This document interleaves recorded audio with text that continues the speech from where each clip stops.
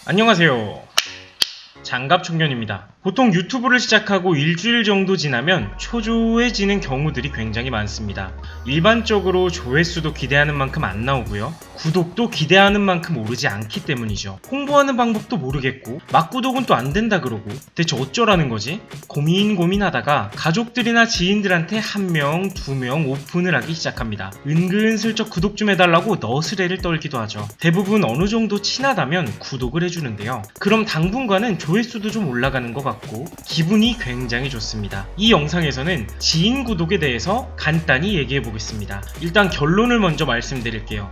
제 생각에 지인 구독은 웬만하면 안 하시는 게 좋습니다. 사람에 따라서 어떤 사람들은 다 지인 구독 먼저 시작하는 거라고 얘기를 하죠. 하지만 우리가 여기서 생각해봐야 될 게 바로 알고리즘입니다. 알고리즘을 쉽게 표현하면 우리 채널을 다른 사람들에게 추천해주는 공식화된 프로그램 정도라고 이해하시면 됩니다. 우리가 컨텐츠를 올리면 알고리즘이 내 채널의 성향을 파악하고 분석한 다음에 내 채널을 구독하는 구독자들과 비슷한 사람들에게 내 영상을 추천해주고 내 채널과 비슷한 채널을 좋아하는 불특정 다수의 시청자들에게 내 영상을 추천해주는데요. 장기적으로 봤을 때 지인들이 구독을 하게 되면 내 채널에 대한 알고리즘이 시작부터 꼬이게 된다고 생각을 하시면 됩니다. 내가 영상을 올렸을 때 구독을 눌러준 나의 지인과 비슷한 성향의 사람들한테 내 영상을 뿌리게 되는 거죠. 이게 무슨 문제가 있을까요? 실제로 주변 사례들을 한번 얘기해 드릴게요. 제 주변에 먹방을 하는 동생이 한 명 있는데요.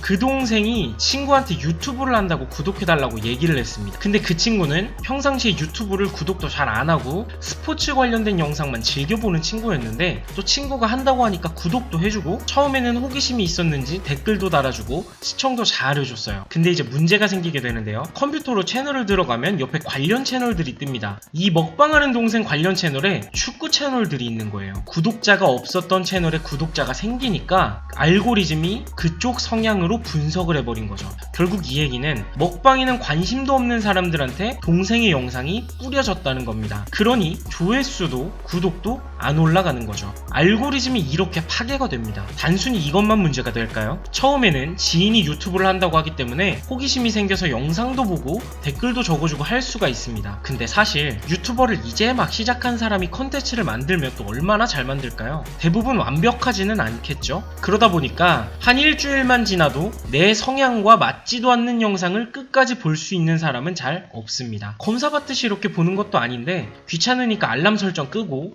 영상 올라와도 딱히 보지도 않고 결국 무관심해집니다. 유령 구독자가 돼요. 그러면 여기서 또 유튜브 알고리즘이 이런 판단을 하게 되는데요. 이 채널은 구독자들도 영상을 잘 안 보네? 컨텐츠가 별론가? 그렇게 하게 되면 결국 내 채널의 영상들이 다른 사람들한테 덜 퍼지게 됩니다. 원래 내 영상이 추천되었어야 할 곳에 나보다 반응이 좋은 다른 사람의 채널의 영상이 퍼지게 되는 거죠. 이제 내 채널은 알고리즘이 점점 전으로 미루게 됩니다. 근데 이 얘기와는 다르게 그래도 내 친구의 성향이 내 채널과 어느 정도 잘 맞아서 알고리즘이 퍼뜨려준 영상에 반응을 좀 얻었다고 생각해볼까요? 구독도 어느 정도 생기고 채널도 조금씩 크기 시작할 수 있죠. 그럼 너무 좋은 거잖아요. 근데 사실 여기서 또 다른 문제가 하나 생길 수 있습니다. 누군가가 악플을 달거나 심경이 거슬리는 댓글들을 하나둘 달기 시작할 수 있습니다. 댓글 하나하나가 소중한 학교 시절에는 이런 댓글에 굉장히 쉽게 흔들리거든요. 그래도 침착하게 반응을 하죠.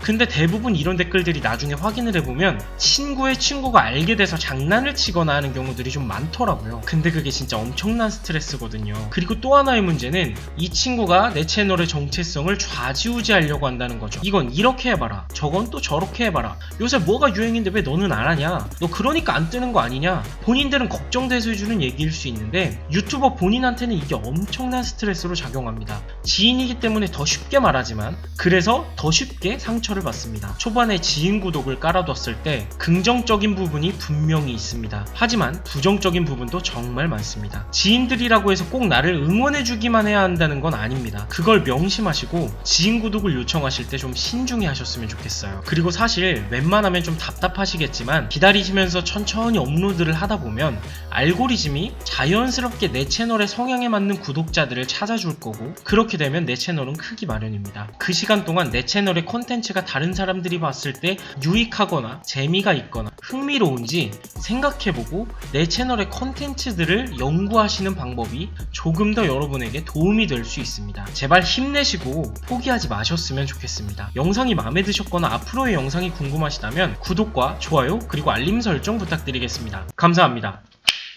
장갑청년이었습니다.